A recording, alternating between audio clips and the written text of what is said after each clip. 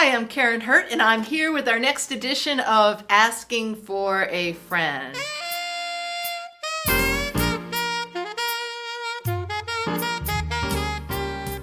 Karen, I'm surprised that your survey said that my team thinks that I don't use their ideas. We use them all the time.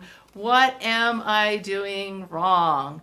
Now, I'm going to pass this one over to David because this is absolutely one of his favorite topics. Hey there are a couple of things that could be happening when it feels to your folks like you're not using their ideas. We worked, for example, with a large financial organization that had a sophisticated way for gathering input and recommendations from their teams. 50% of those suggestions were things that the company had already implemented, but they weren't following up to close the loop and let those people know that their suggestion was so good it had already been implemented. So that's one example of what we call responding with regard.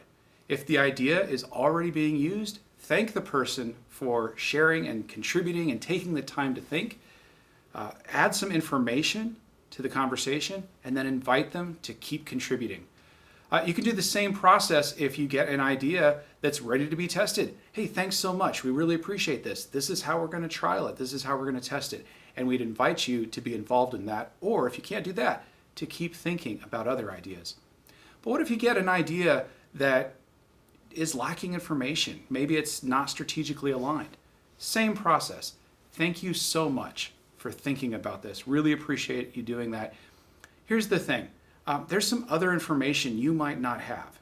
This budget constraint, this strategic objective, this other obstacle that's come up in the past when we've looked at this.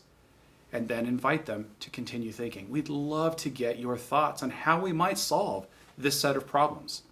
So when people are sharing ideas, responding with regard means that you have gratitude for that. You invite them into further conversation and give them what they need.